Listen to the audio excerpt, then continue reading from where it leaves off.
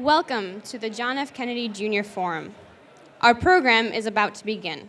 Please silence all cell phones and electronic devices. Also, please make note of the nearest exit. In the event of an emergency, please walk to that exit. We will begin momentarily.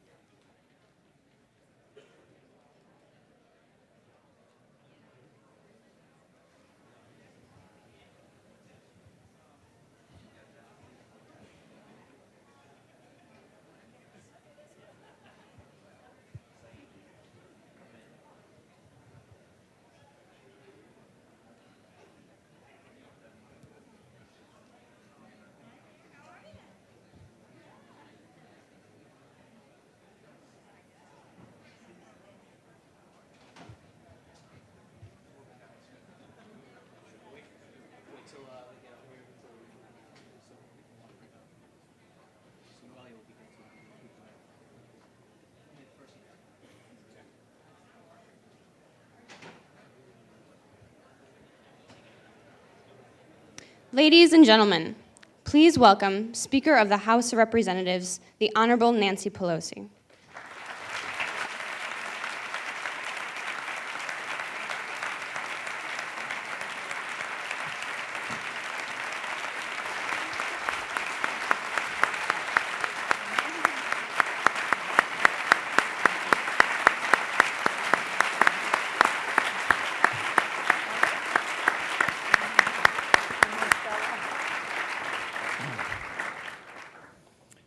Good evening, everyone. My name is David Elwood. I'm the dean here at the Harvard Kennedy School. Welcome, Madam Speaker, David Gergen. Welcome to all of you to the John F. Kennedy Jr. Forum. And welcome back, I should say. It's my great pleasure to welcome you again to our stage, but in an even more esteemed position at this stage. My job is to quickly introduce our speakers and get off the stage, and I will try and make that as brief as possible. I do want to just add one reminder, which we always make for high-profile speakers. Our ground rules are very simple. Anyone that comes to speak at the forum must take free and unfettered questions from the audience, and in exchange, they are allowed free and unfettered opportunity to speak while they are up. If anyone violates that rule, we will ask you to leave. So thank you for abiding with that. Now, let me turn to happier matters and the introduction of our two speakers. David Gergen will be our moderator tonight and initial questioner, and he is a professor of public service and director for our Center for Public Leadership here at the Kennedy School. He has served with 4 presidents, Nixon, Ford, Reagan, and Clinton. He's been an editor of U.S. News Report and involved in all manner of important and exciting activities throughout life, all with a very simple focus. It's clear that this man believes in public service, in helping people, and especially a focus on young people and leadership. So it's my very great honor to have David here with us tonight.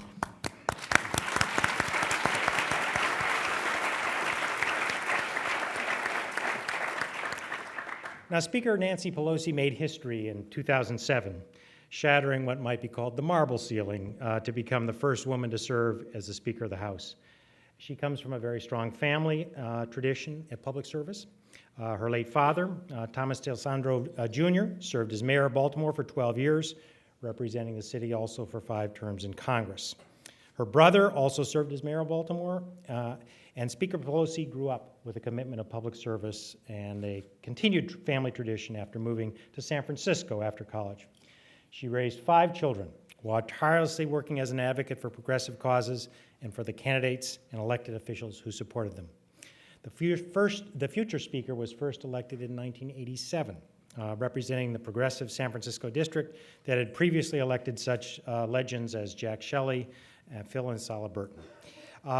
In 11 subsequent elections, she has rarely won less than 80% of the vote. She has served on the Appropriations Committee and the Intelligence Committee, where she was ranking member until her election as Minority Leader in 2002. She was the first woman to hold that position as well, the first woman really to lead a major party in the House. You can see there were many firsts, and now as Speaker, she's had a number of other firsts, but she's also, we don't know entirely what the whole history of her being Speaker will be like. We do know this. I suspect she is the very first Speaker of the House who is a superb ballroom dancer. That is very important, and I'm not sure we'll get a chance to see that tonight, but it's a wonderful thing. So she was sworn in as Speaker on January 6, 2009, the Speaker of the House for the 111th Congress. Thomas Mann, a congressional scholar at Brookings, has said she's probably gained the reputation of one of the strongest and most effective speakers in decades. Since 2007, Speaker Pelosi has made clear about one of her major priorities is health care. As we all know, this very past week, under her leadership, a bill was passed in the House, first one in a generation on health reform.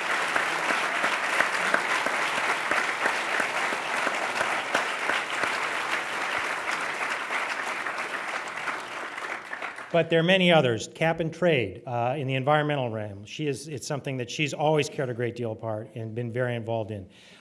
There's the Pelosi Amendment in the International Development and Finance Act of 1989, requiring that the World Bank and all regional multilateral development banks review the potential environmental impacts of development projects. Congress passed and the President signed laws to provide health care for 11 million American children under her leadership. The Genetic Information Non-Discrimination Act prohibits discrimination, and legislation to end discrimination against patients seeking treatment for mental illness also came under her leadership. This is a woman who has changed the world and has much changing yet to do. Please welcome Speaker Pelosi.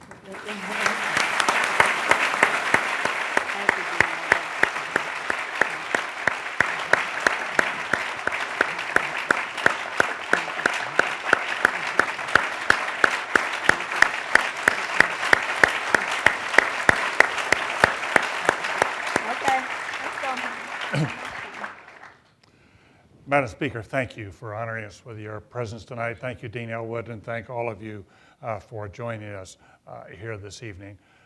For some 61 years, political leaders in Washington have been trying to bring universal health care to the United States. 7 presidents have tried it, numerous Congresses have tried it. Last Saturday, for the first time in 61 years, the House of Representatives actually passed a bill. It's been long said that in politics, if you want something said, ask a man.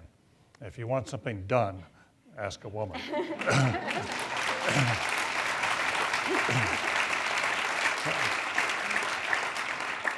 So how does it feel? It feels great. Oh, what a night. Tell us about it. With attribution to the Jersey boys. It was, it was pretty exciting because, as you say, David, it was something many people had been working for a very long time. Though before I tell you how it feels, may I say how honored I am to be here with you, and thank you for your leadership in our country, serving 5 presidents in a bipartisan way, with insights that we can all learn from you about. Dean Elwood was here when I came to present the innovation agenda in December 2005, and I want to report on that in a moment and how healthcare fits in there. The President Drew Faust, how proud we are of her, and Director Bill Purcell, the director of the Institute. It's wonderful to be here with friends like Graham Allison, a friend for many years, and Ambassador Hunt, and Ambassador to be Solomont, and Jonathan Line, and so many friends, and Mary and Jason, 2 of my interns who are here. Now you know I should speak. Harvard. But when I came in 2005, it was December. Actually, Dean Elwood is the only person who was probably here that night because magnificent students had gone on to graduate since then. But we presented our innovation agenda. And the innovation agenda was something inspired by President Kennedy, and that's why I bring it up. When he announced the launch of a man to the moon and back safely, he said, if we're to honor the vows to our nation, we must be first, and therefore we intend to be first. For our leadership in science and industry, for our hopes for peace and security, and for our obligations to ourselves and others, we must make the effort. And we launched that innovation agenda in the spirit of President Kennedy 4 years ago. Since then, well, I wasn't speaker yet, but as soon as I became speaker, 2006, when we won the election, we were able to pass the innovation agenda. But we weren't able to fund it until we had a new president elected in 2008. And in that innovation agenda, what we invested in were what we were told was important to innovation and competitiveness in America, to reduce the cost of health care, to reduce the cost of energy, and to invest in education. This would all make us more competitive internationally and keep us first, as President Kennedy called for. So when we did our president's budget this year, we had these three pillars in order to grow the economy, create jobs, reduce the deficit, investments in education, healthcare, and energy independence, and addressing the climate crisis. We've passed all three of those bills in the House. We've sent them on to the Senate. First among equals there is the health reform, health care for all Americans. It started with a Republican president, Teddy Roosevelt. I don't know if he was bull moose at the time or Republican. He was full Republican. Full Republican at that time. And he instituted that. He was a great president, a real trust buster and a fighter for the people. And this was one of his initiatives to provide employer-based health care for the American people. And that has been, over the years, tried to be expanded upon. And then when they did Social Security, they had hoped to do something on health care. Then in Medicare was the next initiative some years later, 44 years ago.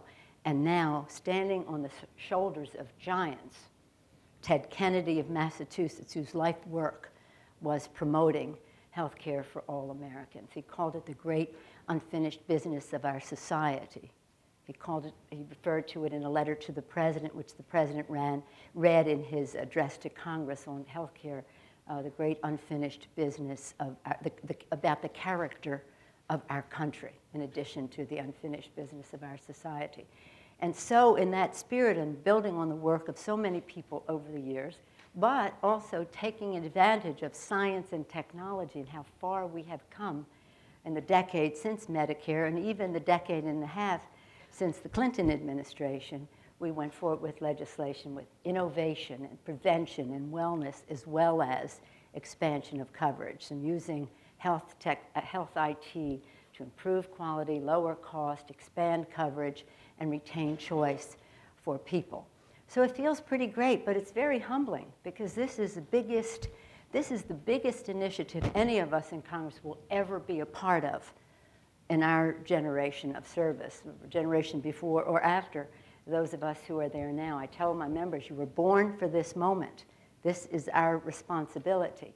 And it means a great deal to the American people, but I'll save that for another question. But it does mean that no longer being a woman is considered a pre-existing medical condition.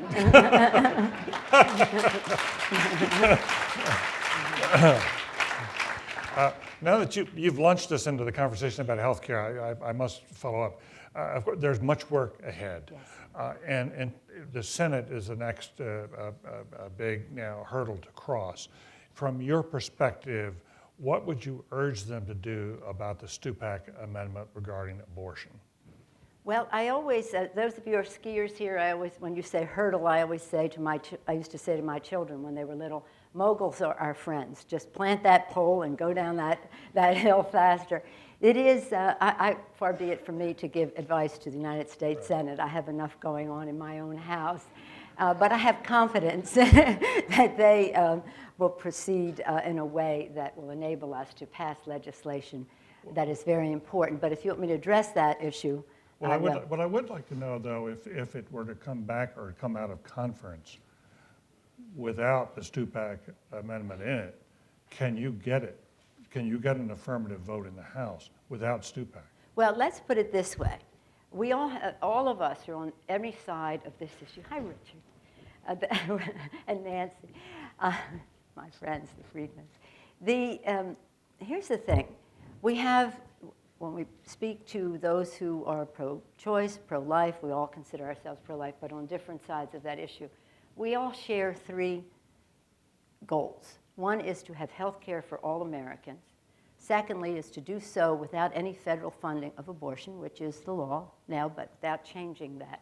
And third, without changing the status quo of no expansion or diminishment of opportunity for women in their health, their reproductive health.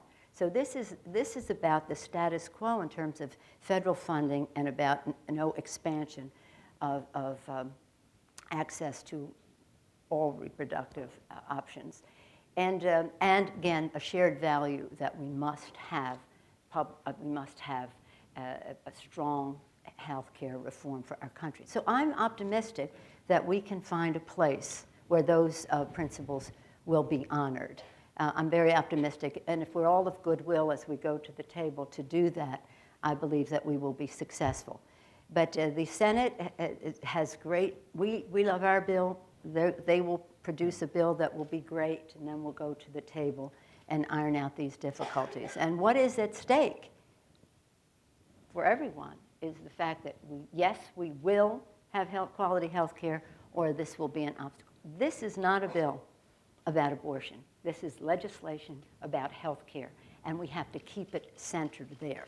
There are some who do not support health care reform, who want to use this issue to eclipse all the other wonderful things that are in our bill about the expansion of coverage to 36 million more people, lowering cost, et cetera, ending pre-existing medical conditions as a just point of discrimination in terms of access to insurance. If you want me to, I'll be happy to go into all the provisions of the bill. But I want you I want to know what you want to know. Well, I think the public is having a hard time understanding this. Okay. Because some of your most ardent friends and supporters, especially in the pro-choice movement, as you know, are upset with and that's just to put it mildly. And the president himself has said it needs work. But here's the issue. Representative Stupak says this does maintain the status quo. It does meet your tests, your 3 tests. And the women's groups are saying it does not. It would actually diminish the capacity of women to have insurance and find an abortion. Are they right in arguing Yes. it would actually diminish? Yes, they are. But as I say, we are not without our points of coming together on this issue.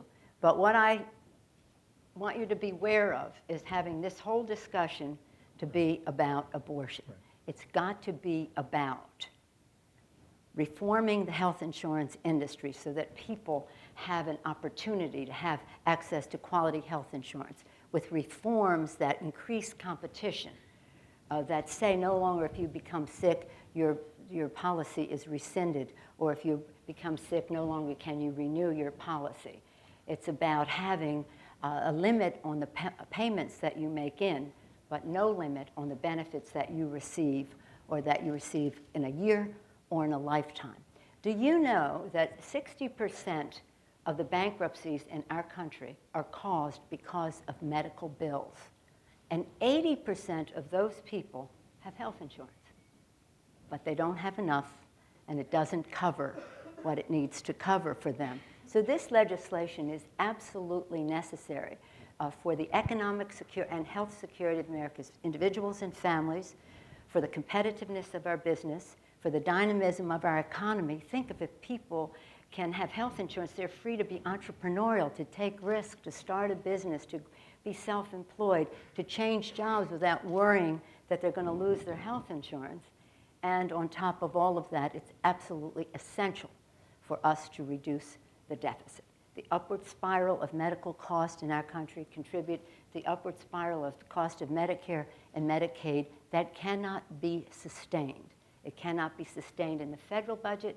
It cannot be sustained in people's personal budgets. This, even if everybody in the country loved the health insurance and care that they were receiving, we can't sustain it. It is unaffordable. And as you see, the health insurance companies are already saying they're going to raise rates. If nothing is done, small businesses, which benefit enormously from our bill, their cost will go up $2.5 trillion in the next 10 years.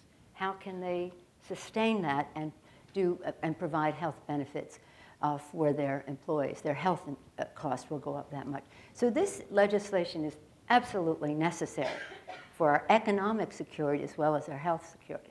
And it's necessary for putting patients first, to remove the insurance company from coming between patients and their doctors. That's why we have such tremendous support from AARP for what it does for seniors, from AMA for what it does for care.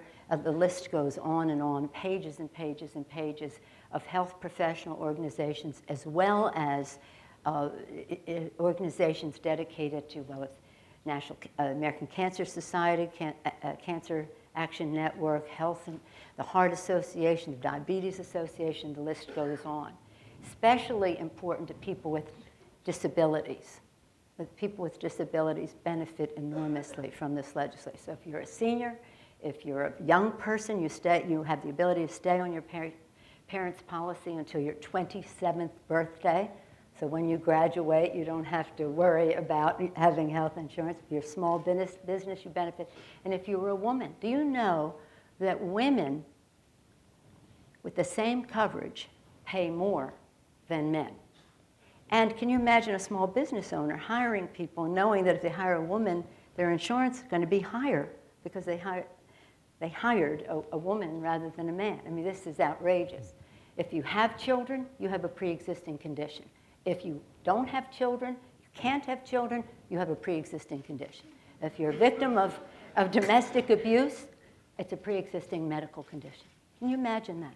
So women have a great deal to gain from this. So it behooves us all to come together to work out whatever difficulties we may have, whether it's the abortion issue you mentioned, whether it is the pay-fors in the legislation, whether it is about a public option, which I believe is the best way to keep the insurance companies honest and to increase competition. Those areas that we may, I don't know, we haven't seen the Senate bill, but areas we may have a difference between the two houses. In that regard, Madam Speaker, you have been passionate about a public option. I would say you've been the strongest leader in Washington to move forward, to advance the idea of a public option, arguing that it is the best vehicle for bringing down costs, for bending the cost curve. Coming out or going into conference, from your perspective, is a public option non-negotiable? Nothing is non-negotiable. I would say this. I'd say exactly what President Obama said. And may I say that without President Obama in office, we would not have been able to pass this legislation. His leadership, his vision, his help in getting it passed was essential to our success. He said, sort of what I said, but he said it better. He said, I believe that a public option is the best way to keep the insurance companies honest and to increase competition to lower cost. If you have a better idea, put it on the table. So we have been waiting for somebody to put something on the table. The month of August, you saw what they put on the table. We haven't seen it yet. It doesn't mean it isn't there. But we're interested in outcomes. In other words, how do we achieve this? We will fight strongly for a public option as we go in. But I don't ever say anything is non-negotiable going into a negotiation. But I would have a hard time passing a bill in the House that did not have a public option in it. You would? I would. You'd have a hard time holding the progressive members of your It's not just the caucus? progressives. Across the board, that issue was not a question of right or left. It was just a question of what worked better, whether it was a negotiated public option or a robust A or B. That was really what it was. A majority of our Blue Dogs voted for this health care bill with a public option in it. I wondered whether, in fact, the growing number of women in the House and in the Senate has made a real difference on the balance about the health care, that it's made it, that it put you much closer to reach. You could achieve this great milestone with more women there. It made it easier for you to get there. Absolutely. Well, we wouldn't have a woman speaker without more women in the House, for one thing. And this is just a driving force to me to get this legislation passed. It's so urgent. As a mom, as a grandmother, I know that, but my children, my grandchildren have every opportunity. It's important for every child in America to have that opportunity. Yeah. Are there any other issues that you think out there that could, from the House's point of view, because this is going to be, you got there with 2 votes. Maybe you had a few to spare. 5. Well, okay. but you're right. 3 we couldn't have lost. 3 yeah, more, right. But are there any issues beyond the public option that you really would focus on and say, this is really important for me to get in order to get this through the House it's really important we have this element present. Let me say this about the whole effort. Yeah. Think of it in a much more positive way. Between the House and the Senate, when we see the latest version of the Senate bill, the final will come later, there will be tremendous progress for the American people. In the bills, we have probably 3/4 of the bill in common. So there's plenty of room for some debate on how, if we have a public option, how the legislation is paid for, how we address the issues, some policy issues of concern. And, but there is no bad outcome with the ingredients that we are putting into this. This is quality in, and whatever comes out will be giant progress. So I'm very proud of our House bill. We think it's great in terms of we cover many more people. Our pillars are affordability for the middle class. This is the measure. If the middle class cannot afford this health care, then it's not accessible, no matter how high the quality is. Affordability for the middle class, security for our seniors, close the donut hole, and sustain Medicare for many more years. Responsibility to our children. We do not add one dime to the deficit. In fact, we reduce the deficit. The bill is paid for in the first 10 years, and in the second 10 years, it's not only paid for, it brings down the deficit. And fourth, accountability for the insurance companies. That must happen. That must happen. So I think in all of the manifestations of the bill, there were 2 in the Senate, 3 in the House. Now we're down to 1, and they're coming down to 1. Those principles are sustained in both bills. In our House, we think a little stronger, but we're not competing with the Senate. We want all of us to move together in a forward direction. There's every reason to be optimistic. There is no challenge that we have that is bigger than what we can do for the American people by passing quality, affordable, accessible health care for all Americans, which is President Obama's standard for this. I want to go to the floor soon, but there are 2 other issues I'd like to pursue with you, if I might. Thank you again so much. You have also spoken out passionately about Afghanistan, about your deep reservations about Afghanistan and sending in more troops. As the president wrestles with this issue, he's getting counsel from a lot of different sources inside. What is as you hear about these options, what is your counsel now to him? Well, I respect the deliberative manner in which the president has approached all of this, and he is listening. As you have probably heard in the last 24, 48 hours, our ambassador, Eikenberry, to Afghanistan, who was the general in charge there before, has cautioned against sending many more troops because we do not have a reliable partner in President Karzai in Afghanistan. So I think that was a very strong voice. It was a diplomatic voice with the credentials of a general who was in charge there. And that was quite a tonic for those who were saying, send more troops, send more troops. It would be presumptuous of me to advise the president on Afghanistan, although I've given him my views on my recent trips. I go there almost every year. But this is what is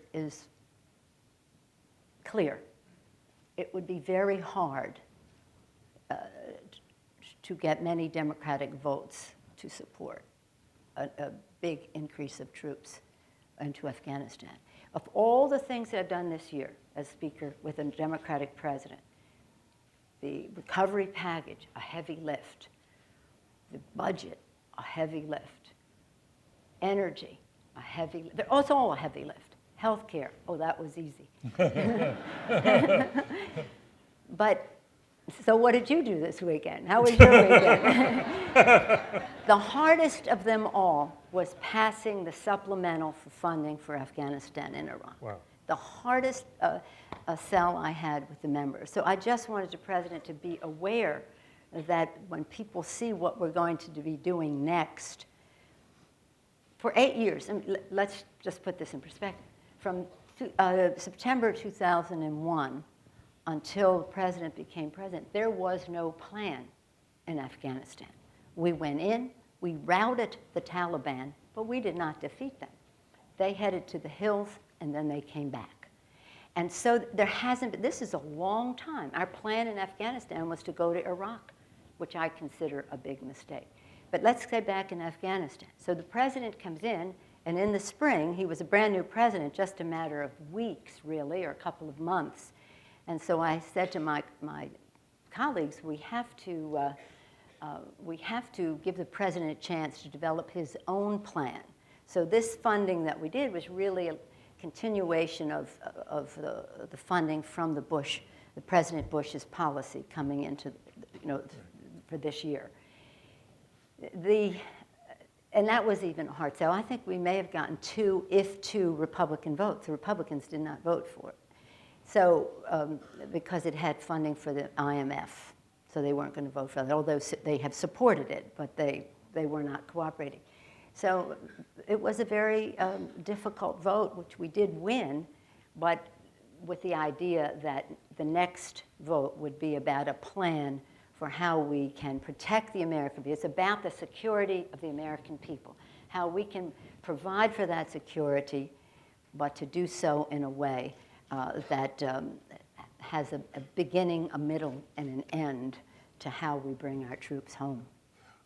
I think I hear you saying that the bulk of your caucus would be much closer to General Eikenberry and what's been identified with the Vice President's views than to some of the other options, more robust options on the table. Well, it remains to be, when we hear what the President has to say, right, and what his I always say to people, we have to give the President room. He has the benefit of much more information on this. He's the Commander-in-Chief. He's the President of the United States. We respect his judgment. Let's see what he recommends before we stake out any turf on where it is. However, I wanted the President to know that that last vote was a heavy lift. And it is heartbreaking because Afghanistan, I mean, some people say these people have been staving off invaders for a couple thousand years, and now we're going to teach them how to fight. But it is important for us to be able to train the Afghan army to do better, but you have to have a partner. And again, let's see what the President has to say. But I tell you, Ambassador Eikenberry, also General Eikenberry, his admonitions were interestingly received by many people. I spoke to the President. One was like Wednesday morning, and I do not believe that he had made a decision yet. And my understanding is that he'll be making it soon, right, and announcing it when he comes back from his trip. So then we will see what he proposes, and we'll see how it is received, but not to make any predictions about a vote until we know what we are voting on. That's always important. Right. We're going to have a chance now to go to the floor, but I wanted to ask you one personal question, and that you've come from a family that was both political and prolific with 6 children. You were the 6th, and then you had 5 children of your own, and with your husband Paul, you worked very closely in progressive circles, or arduously in progressive circles in California, and then came the House after you'd done that. And you wrote this book about Know Your Power, a message to America's daughters.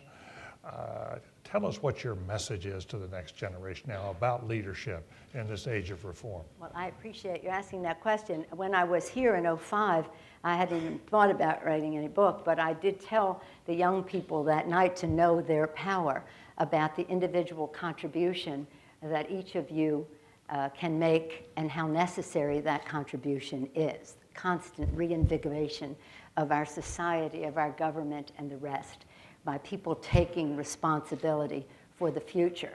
In my book, I particularly address that message to young women, because I believe that nothing has been more wholesome for the political process and the governmental process than the increased participation of women. And I use the word wholesome even before I hear David saying, I think more women in Congress were important to passing health care legislation. I'm sure that that is the case. But women, as I go across the country, and with the book, you know, David, you meet all kinds of different people beyond the usual, those interested in public affairs, those who are interested in your personal story, or, young women give me so much hope.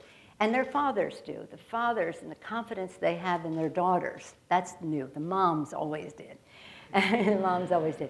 But my message to young women is know your power. And moms coming out of the kitchen. Now, I went from the kitchen to the Congress, from being a housewife to the House Speaker. I was never on this course. But opportunities presented themselves, and I received encouragement, and I was ready for them. One thing led to another. Here we are.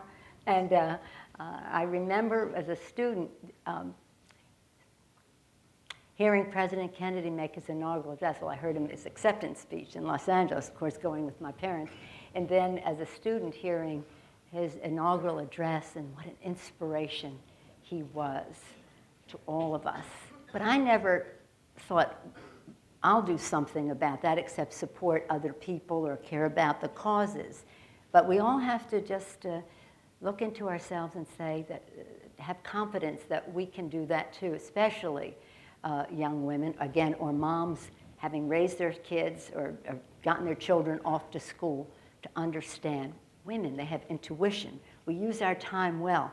What greater task is there than raising children? What prepares you better to be organized, to use your time well, to have interpersonal skills, to be a disciplinarian and a diplomat? Let me say this because I mentioned President Kennedy, and he really was an inspiration to my generation.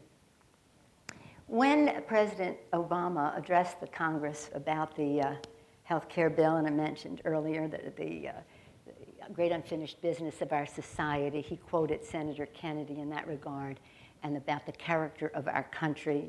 He quoted Senator Kennedy in that regard. This was a letter written by Senator Kennedy to be opened by the president when he left us.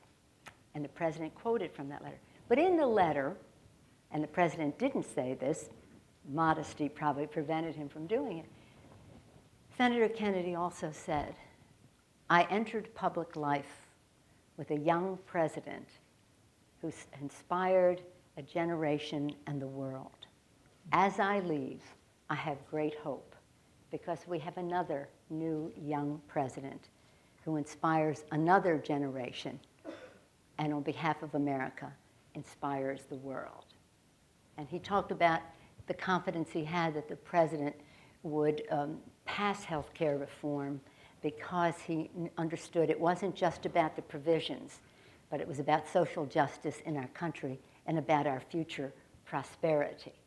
So this inspiration of President Kennedy and the Kennedy family, it continues to inspire, and all of you have the opportunity to participate in the Institute of Policy and the Kennedy School in any way are part of a magnificent tradition. Right now, we passed that bill standing on the shoulders of Senator Kennedy. He made it his life's work, as I mentioned, and we could not be at this point without all of that. So,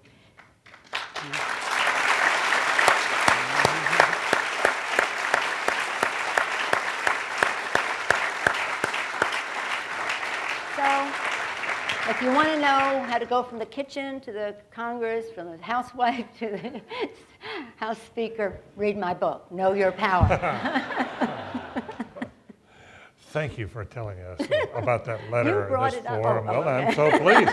No, I did bring up the book. I did bring up the book, and we will have ample copies here. But let's go to the floor. Please know that the speaker does have an airplane to go back. And as we go to questions, please remember, short, one question, ends with a question mark. We have 4 microphones, and we'll start here, sir, with your, well, no, we're going to break. In honor of our speaker, we're going to start with the first woman as a question. There we go. Yes, ma'am.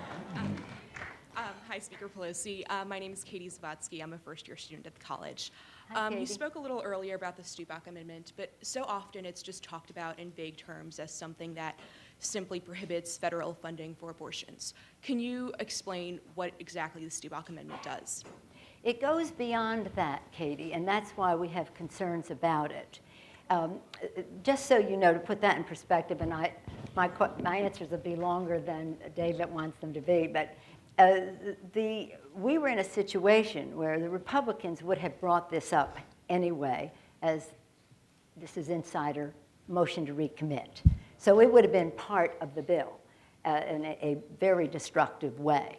Instead, we said, okay, you can have the amendment, and then we can all vote against it and then vote for the bill. So the people who voted for the bill, I think it's important to note, were voting to advance the ball down the field. If we had all said, well, if that's in there, we're voting against it, we'd be nowhere in terms of health care reform. That would have been ended that, and all of those who wanted to kill health care reform would have had their victory disguised as an abortion amendment. So that, is a convenience for us to say, okay, there's a way to do this that enables us all to vote against who want to vote against it without having to vote against the bill. Why I have concerns about it is, and why I think there's common ground for no federal funding, no change in the status, and advancing health care reform is the following. The legislation goes beyond no federal funding for abortion by saying that in the exchange, they establish an exchange in the health bill, that if you have a subsidy to afford your health care, and your health care policy allows for every reproductive opportunity for a woman, then that is federal funding for abortion. Well, most of those insurance policies won't even be used for that purpose. We're talking about something, but it is no more a subsidy or federal funding of abortion than if you worked for a small business who gave you a health insurance policy which allowed for you to have full reproductive health, and there's a tax deduction for that for your employer. So is that subsidizing abortion? No more than a subsidy in the exchange. Now, why it also goes beyond, suppose your employer decides to go into the exchange after this bill passes. You just went from having full reproductive coverage to not. That is not the status quo. That is not the status quo. So again, there is a way to do this, which we presented, which I said to them, if we go with this compromise, I don't like it a lot, but it honors the three principles that we have, and I can go to the table and fight for that. If you insist on this, then we have to fight that, and that's what we'll intend to do. But no, understand, it's no federal funding for abortion, which is no change in the law. Hyde Amendment, rape, incest, life of the mother, applies to Medicaid. It now applies that to the exchange. And that, we think, just goes, that is not maintaining the status quo. And, again, we do not have federal funding for abortion. So, I hope that has some clarity for you. It's complicated, but we could not allow it to take down the bill.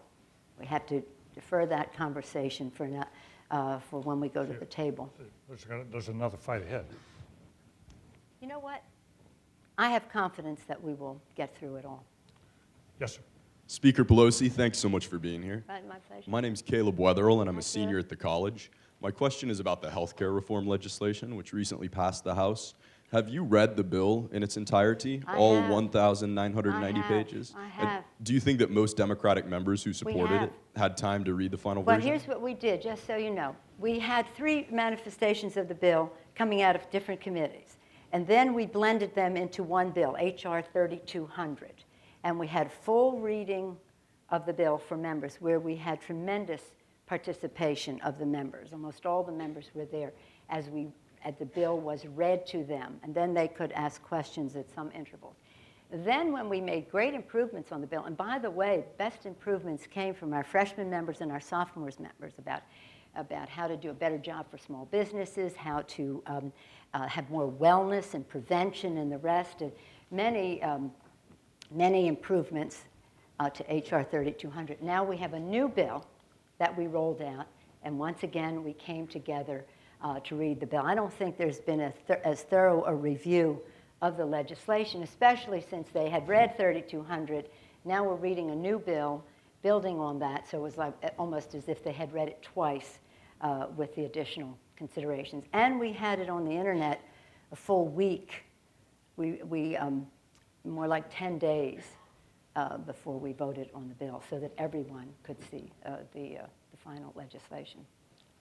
Yeah, our members are quite informed about it, and they had many questions, and they know what they voted for. Yes, ma'am. Hi, my name is Andel Koster. I'm Oh, a first hi. year's master's student here at the Kennedy School. You talked about a plan that promotes universal health care, but as it stands, this plan does not include the protection of reproductive health of women, which I don't consider to be universal. How do you plan specifically to moving forward to protect the rights of women to make reproductive choices in the market? Well, I think that Kate's question went to that point, but as I mentioned to Kate, and I'll briefly say again that we believe that in order to make sure the status quo is maintained and there's no further infringement on the woman's right to choose in terms of access to health insurance, that this is the debate that we have to work this out. They have a couple things going for them on the other side, which is you can imagine the federal health insurance program for federal employees does not allow a policy for full reproductive health for women. So they were using. Do they have to get a rider? I don't know. I don't know what people do. I guess that's what people do. But we do not consider getting a rider as an option for women. We think that we might as well give out big A's and put them on people, because how do you get a rider for an unintended event that may have another unintended consequence? We consider that something that is really unfair to women. So I share the concern that you have. The commitment that we have to choice is a strong one. And I might add that I think all but 2, maybe, or 3 women who were never going to vote for the bill in the first place, they had their own other issues long before this issue came along. All of the women in our caucus voted to proceed to take this to the next step, with a full commitment that we would work this out. Yes, ma'am. Hi, my name is Jenny Yee, and I'm a freshman at the college. I'm here with the Women's Initiative and Leadership Project here at the IOP. And you spoke about negotiations and how it's important to not leave anything off the table. Can you speak more about how you've gained negotiation, experience with negotiation, and what type of strategies that you like to use? Well, I probably can learn a lot from all of you who've been academically trained in this regard. But you always bring your values to the table and your goals. You cannot be, as if I just may, David, Please. indulge. Please. I always say to my members, I come from a pretty strong progressive tradition, both the way I was raised and the community that I have the honor of representing. We have, for 30 years, I've been an advocate for single payer, but that has not one of the options that we have available to us. And it doesn't, it might have worked 30 years ago or 20 years ago. Right now, there are other options that can take us to universal coverage faster, I believe. But you have to be passionate about what you believe in, but dispassionate at the table on how you negotiate. You have to be very unemotional. What is it you hope to attain? And secondly, as I said to them, we all have our theology about what we believe in politics, but you have to be agnostic when you go to the table. Does this work for the American people? No matter what philosophy it sprang from, does it work for the American people? It could be an idea that comes from the right, from the left, from the middle, from wherever. But you have to be open to how that could improve what we do. Because again, people come from all over America to that table. Not only that, they come from various different communities.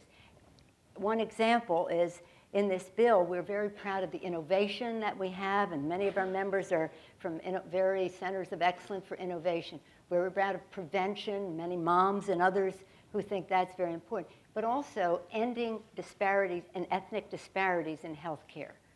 So everybody is learning from each other on these, and how do we achieve the goal, not necessarily with the plan that we went into, but as long as the goal is achieved.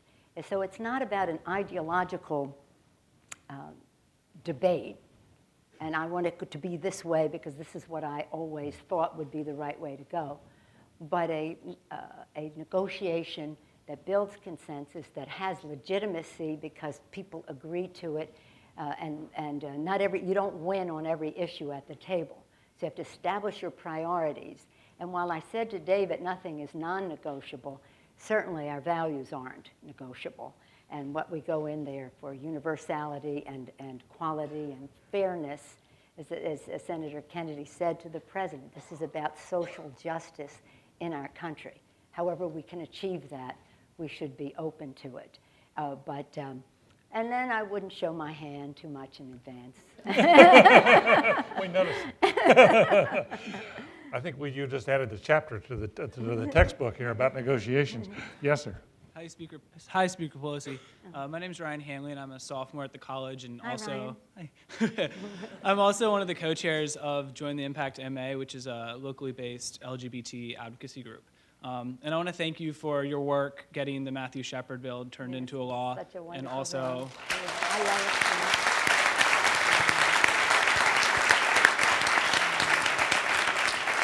Thank you so much, and also for planning to vote on ENDA so soon. But my question is about DOMA, because that's something that I think that me and a lot of my friends haven't heard much about lately. Yeah. So I guess just what's going on with DOMA right now? Are you working to shore up co-sponsors for a repeal bill? And how hard of a battle do you think it will be getting it repealed? And as a grassroots group based up here, but with networks nationally, like, what do you think that we can do to help you get that repealed? Well, let me say this. The issue that you bring up is important. Thank you for your comment about the Matthew Shepard legislation. This was very important for all. When I came to Congress 22 years ago, hate crimes was one of the issues that I went to fight for AIDS funding. This is pretty new to the rest of the Congress. And hate crimes, acting upon hatred in a physical way, just a horrible thing. And at that time, we were fighting to have women included in the hate crimes bill. They said to me, you include women, you're going to take down this bill. Imagine that, because they just had it sort of as ethnic hatred. So when we were able to pass it with gay, lesbian, bisexual, transgender, I mean, we had come a long way. And we're very proud of that legislation, and it wouldn't have happened again without President Obama there to sign the bill. Barney Frank and Tammy Baldwin and now Jared Polis, who was there, 3 members that I know of, but anyway, who are leaders on this issue, we have lined up hate crimes, ENDA. Don't Ask, Don't Tell is emerging as something that could be third in terms of our prospects for success. This is building, but ENDA has been a long time progress. Do you believe that we have to pass legislation to end discrimination against gays, lesbians, bisexuals, and transgenders in the workplace? You wouldn't think that that would be necessary, but it is, and we will. And then someplace in that, you're always building for what comes next. I've always been opposed to DOMA, but right now it's in the lineup of behind ENDA, Don't Ask, Don't Tell, and then probably to the next place. Ever increasing a circle of support, like a cylinder, just bigger circles of support. You know, when I came to Congress and when I, of course, emerged into the leadership, a progressive Democratic Speaker of the House, where even when I was just leader, they always said, oh, she's a San Francisco liberal. She represents San Francisco values. She represents San Francisco values, which I took as a compliment.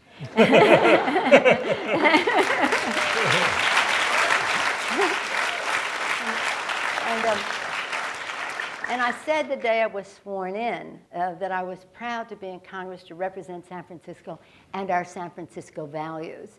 And that was that St. Francis is the patron saint of San Francisco, his name. We're named for St. Francis. And the song of St. Francis is our anthem. May it be an instrument of thy peace where there is darkness, may I bring light, despair, hope, hatred, love. Those are the values of San Francisco that I bring to the Congress. And in our community, everyone is not only treated with respect. You know, they say, oh, you're so tolerant, you're from San Francisco. I said, it's not about tolerance. That's sort of a condescending word. It's about respect. It's about taking pride in the beautiful diversity of our community. And I say to my members, you might as well come on board now because pretty soon you will. Pretty soon you will be there. So thank you for the advocacy that you are doing, and it couldn't be too soon for me to address all of these issues, but we have to line them up so that we win, as we just did with the hate crimes legislation. Thank you. We're going to try to have time for a couple more questions. Yes, ma'am. Hi, Speaker Pelosi. My name is Amy Cabaria. I'm a first-year law and public policy student here at the Kennedy School. You spoke with passion about the upward spiral of medical costs, but the recently passed healthcare legislation lacks comprehensive medical malpractice reform, a prominent area of cost containment. So I was hoping you could speak on the reasons for this and perhaps give us your thoughts on what we may see from the Senate on this. Well, let me say that our legislation goes farther than any legislation has on this issue that you bring up in terms of medical malpractice. In fact, we have a compromise between Bruce Braley, who's been a strong advocate for patient safety in the Congress, and Bart Gordon, who has wanted more legislation in that regard. And we have talked about certificates of merit and ways that, well, promote patient safety. If something goes wrong, if the record of the person is, if they've received a certificate of merit, then it would make a difference. But in addition to that, it's important to note in this debate that the Institute of Medicine, the GAO, almost any entity that we have called upon for reference to what is the cost to the upward spiral of medical cost of this medical malpractice issue have said it is 1.5%, 2% at most. So I think that it's important for us to all stipulate to the same set of facts as we go into it. There are issues that relate to defensive medicine of overutilization and testing because doctors are concerned about what their exposure is. But this bill goes into a whole different direction. With health IT, the records follow the patient, so the doctors have access to much more information they might if somebody just coming off the street in an emergency room. This health IT is a very important element for, again, improving quality, giving doctors more resources, and the rest. This is a conversation that we did have. We think we've made advances. The American Medical, I don't want to speak for them, but the doctors signed off on this as well. Of course, they want more, and we'll see how it proceeds. But we have the strongest language that's ever been in any bill on this subject. Read our bill. Read our bill. Please. Madam Speaker, thank you so much for being here. My name is Kelsey Larson, and I'm a second-year Master in Public Policy student here at the Kennedy School.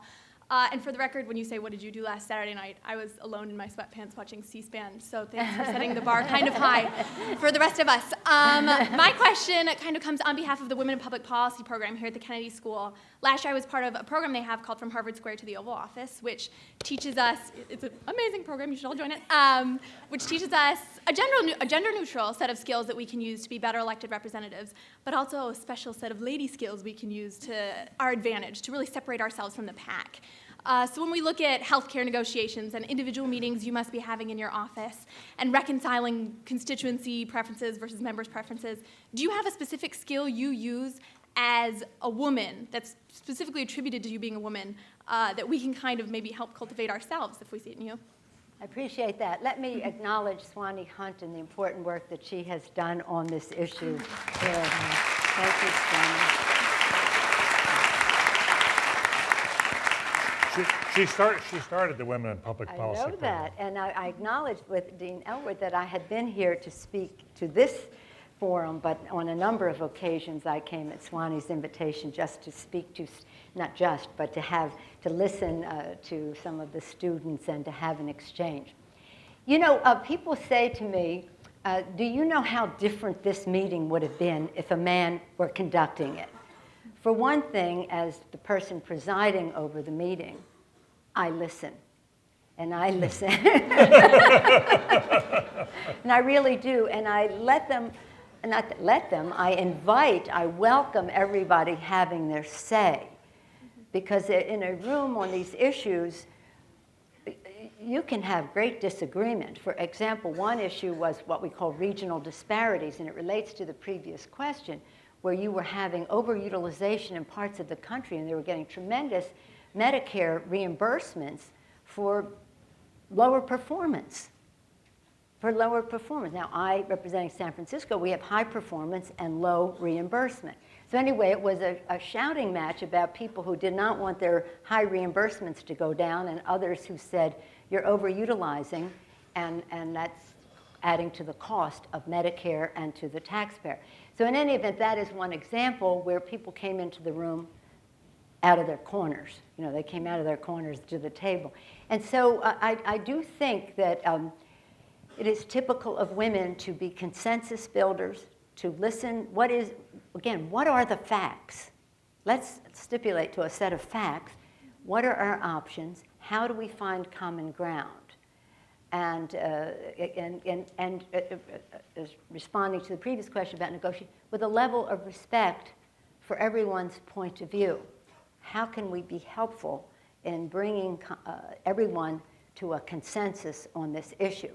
And that's why we have been successful with all of our democratic initiatives. We've never lost a vote because we listen and build I don't say to them, this is the course we're taking. I listen to them, they help develop it. And I think that women have a particular talent with that, maybe a patience for it, and don't underestimate the power of a woman's intuition. Trust that